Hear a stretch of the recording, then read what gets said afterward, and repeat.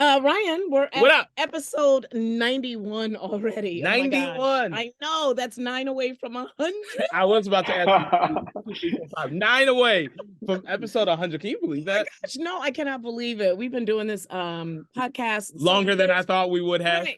Right. Yeah. But it's 52 weeks in a year. And we're Okay. at episode 91. 91 minus 52. You do the math real quick. Welcome to the We'll Just Agree To disagree. podcast. It's not a math class, B. What's going on? I'm Beyonce Fox. Oh my gosh. I'm Ryan Lee. And we are having fun like we always do. Thank you for joining us today. Yeah. Today we have another very, very special guest, and I am so honored to have him on our podcast. As he was saying to you, we've known each other for many, many years. I was like 1 when he met and that was like I need to talk to him off mic. Like, right? I was 31. So true.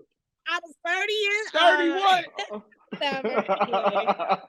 He is a philanthropist, a community leader, a businessman, an entrepreneur, a father, a husband, a man of God, and bless you. Just an awesome human being, Stephen Davis. We're gonna call you Chairman. Thank you, Chairman Steve. No.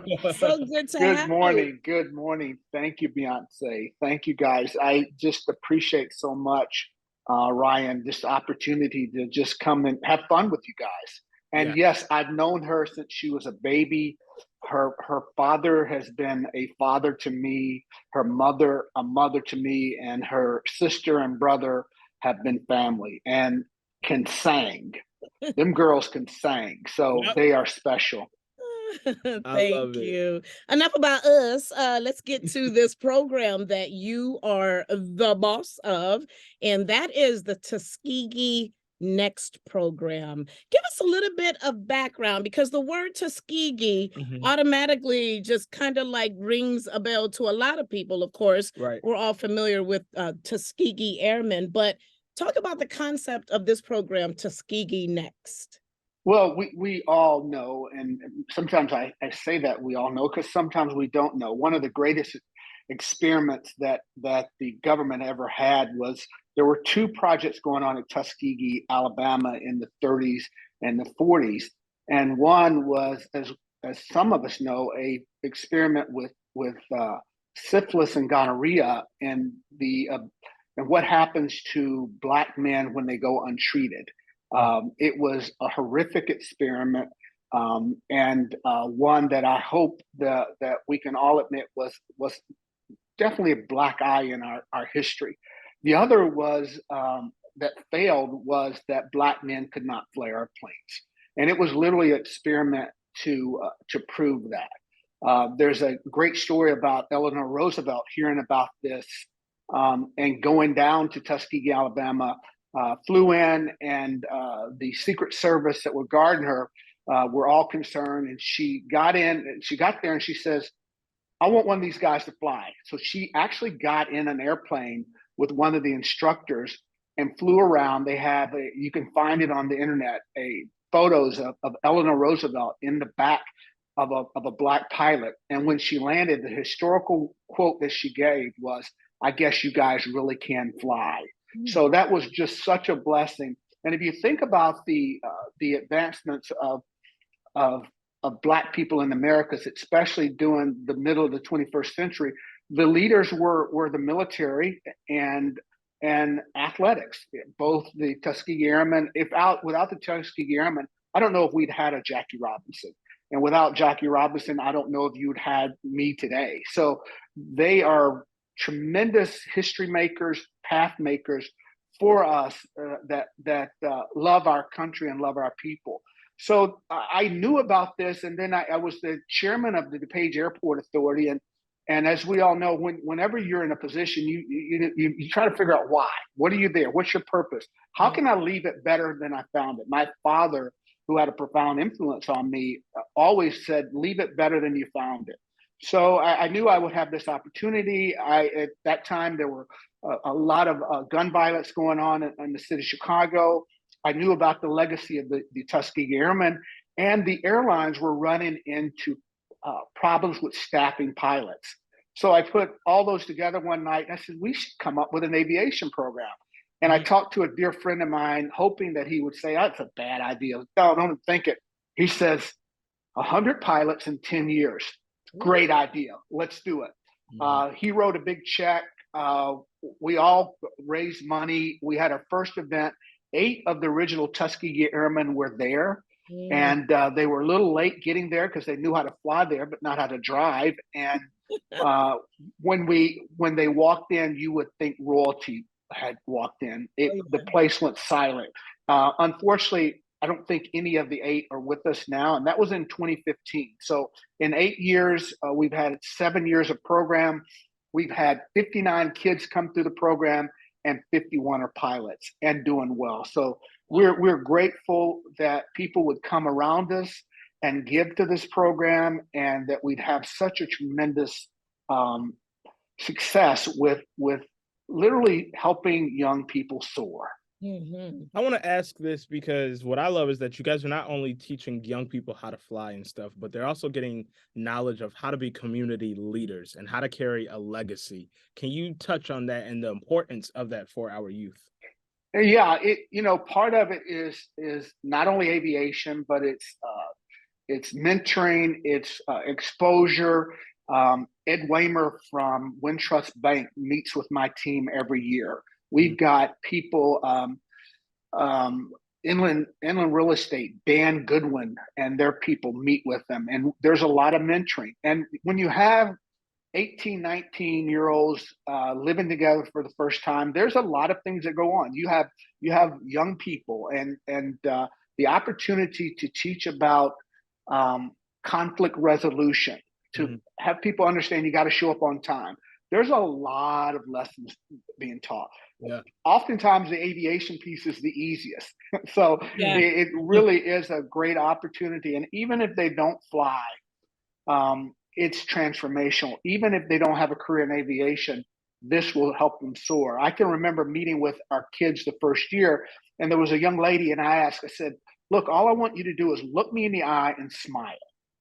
And for some reason, this young lady could not. She would never look me in the eye, and I could never get her to smile. I happened to be at the airport the first time she soloed. And that's literally, you get it in an airplane and you fly the pattern and land it. And it's a big thing. It's a big thing. And I was there when she got out of the airplane, and they typically cut your shirt off or cut your tie, some kind of thing that goes way back. And there was an infectious smile and confidence on that young lady that I knew that what we were doing was transformational. So if nothing else, this young lady went from not being able to look me in the eye and smile to confidence that I think the sky is literally the limit for this young lady. So it is really transformational, and aviation is just a vehicle, but the outcome is really transformed lives. So Chairman Steve, who can be a part of this program? I know it's marginalized youth. Is there a certain age range, certain neighborhoods? How do you become involved? Well, my deal was, the parents we had. I had parents that were just tremendous.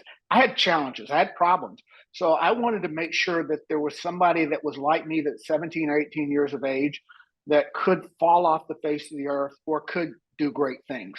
So my goal was to find kids that without this program would not have the opportunity. So we're looking 17, 18, 19-year-olds that go online and apply. It's amazing the number of people that can become doctors if they work hard. Most people, our IQs fall about that much difference. It's the difference between opportunity and work ethic. So I want to bring people together that may not have that opportunity, may not know they have the work ethic, and give them the ability to soar. So you can go on our website, www.tuskegeenext.org, and apply. I think applications have closed for this year, but always be farming and looking forward. Follow us and see the activities going on. We have aviation days where we invite people out. We bring young kids, and I think what's really fun is to see. We did an aviation day where this young woman wanted her children to fly because she was afraid to fly. So she's got an 8 and a 9-year-old, and they're getting ready to get in the airplane. And I said, "You're going with them." And she was terrified. And she gets in the airplane with a 22-year-old African-American female. So this is all a new experience. They get to fly in an airplane with people that look like them. Yeah. So she got in the airplane crying, didn't know what, but went through the pattern. And when she got back, again, you saw confidence in this young lady, because she whispered to me, I did not want my children to be fearful as I am. So it was a big day for her. And those are just some of the outcomes of what we try to do around aviation, are really transformational. You know what I love, and I was grateful enough to grow up to some of these opportunities that are around. And a few episodes back, we talked about the college fair that was coming, right? Oh yeah, and the HBCU college fairs. And one thing that I love that is reminding me as you're talking is that it's given the opportunity to people that look like us, kids that look like us, to get these type of opportunities that they may never get. And like you said before, that I like that you touched on, even if they don't go on and become a pilot or whatever they may do, they're learning so many other skills through this. I just want to commend you guys on that aspect, that you guys are giving this platform and the opportunity that a lot of these kids may not have. And like you said, their life could go one way or it could go the next. But thankfully, there's opportunities like your guys' program that they can go this way. And you're so right, Ryan. And one of the things that I often say, it's hard to be what you can't see. And if you don't see people look like you doing things, then it's hard for you to imagine it. But if you can, if I could see it, then I can be it. Whether it be a kid in an HBCU, which are very much needed now, to someone flying an airplane, or a building in North Lawndale, a $10 million investment with a picture of an African-American man on the side, named after, that his son named after. Those are things that I think our community needs to see. And it's so important. It really is. Yeah, I agree. What are some, I had the opportunity to come to the hangar and meet one of the pilots, Marcellus, who is, I believe, like 25 years old. He lives on the south side of Chicago, and he went through the program. He's not only a pilot, a corporate pilot. I'm sure he's doing quite well, flying around privately. But just when I saw him and had the opportunity to meet him, I was like, wow, you are a pilot. You're 25 years old. You're a Black man from the south side of Chicago. And I was just so proud of him, and so proud to see that, because we have so many young men that, you know, just walking around, they're not sure what they want to do in life. Sure. He actually took the time, went through the program, and now is a corporate pilot doing very, very well. Talk about some other experiences with some of the other people who have come through the program. First, I got to double down and tell you that Marcellus was in our first class. We had, I think, 10 people, and we got 8 that actually became pilots. And I was upset because I wanted 100%. And somebody kicked me in the leg, said, typically we get a 20% success rate. You guys have an 80%. Wow. So Marcellus represents the best and finest. He will probably make close to 6 figures. And he's 7 years removed. Oh, and I got to get that website. I need that website again. I got to go. Have I made the cutoff? I gotta go to this program. Well, what? I could tell you a corporate pilot will make close to 6 figures starting out. Now, between getting your private pilot and becoming a corporate pilot, there's a lot of work. So your private pilot gives you a ability to fly an airplane. Then you have to do what we call instrument rating. Then there's commercial and then dual, and it requires time, dedication, and money. And Marcellus was one of those that was, I think he went to Southern Illinois and was able to continue his aviation training. And now you see what he's doing. We have, I guess as a girl dad, and 5 out of my 8, 5 and under grandchildren are girls. I'm really proud of some of the young ladies that have come through our program that are doing tremendous. They are just setting it on fire. And you know, they're corporate pilots. They work for the big aviation companies. They're engineers.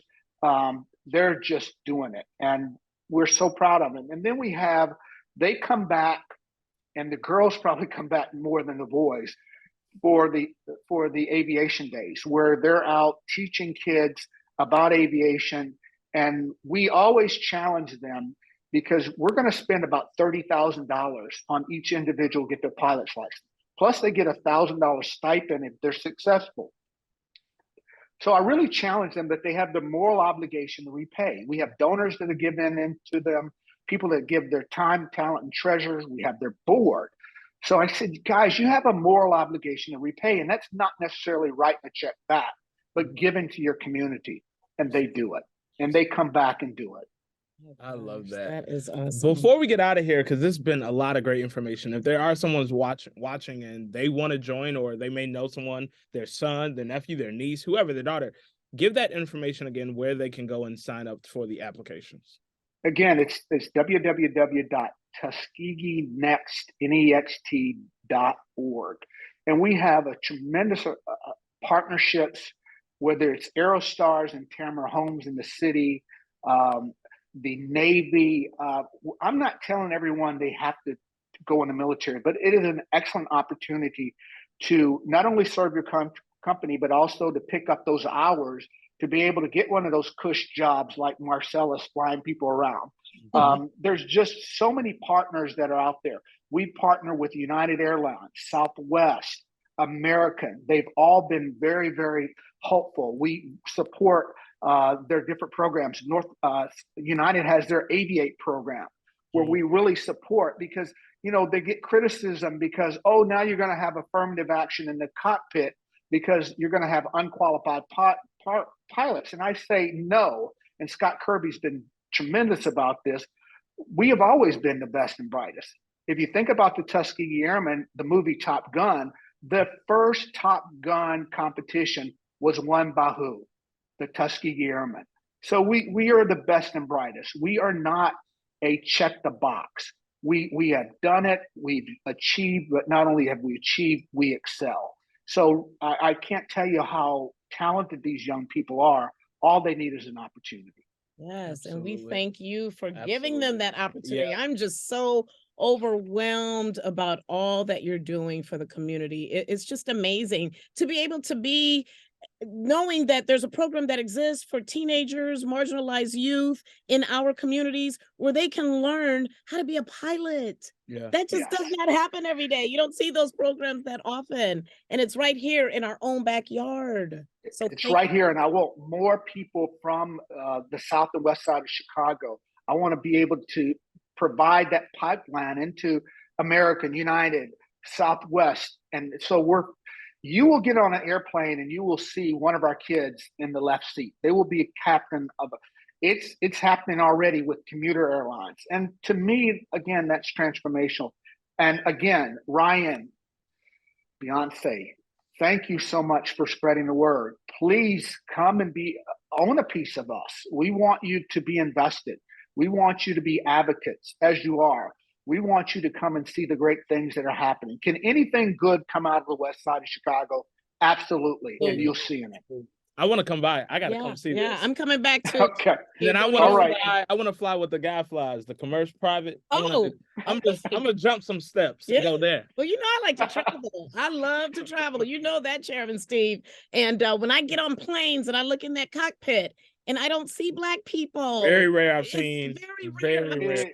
For many, many, many, many years, and I may have seen 2 to 3 in my lifetime, and that's kind of disheartening. But thanks to Tuskegee Next, we're gonna see that's gonna change. Yep. Well, Captain Lou Friedman, who was the first chief pilot at Southwest, is a board member of Tuskegee Next, and he tells a great story of his triumph in the business. So we're changing little by little. Again. And as I said, Beyonce, Ryan, our motto is just leave it better than we found it. That's all. Yes. That's a great way to end it right there. Guys, make sure you subscribe at We'll Just Agree to Disagree on YouTube or Instagram. You can follow me on social at Ryan Media Lee. And you can follow me at Beyonce Fox. And please log on to TuskegeeNext.org to find out more information about this amazing program. Yes. Chairman Steve. Thank you. Thank you so much. Thank you. Bless you. Thanks, guys.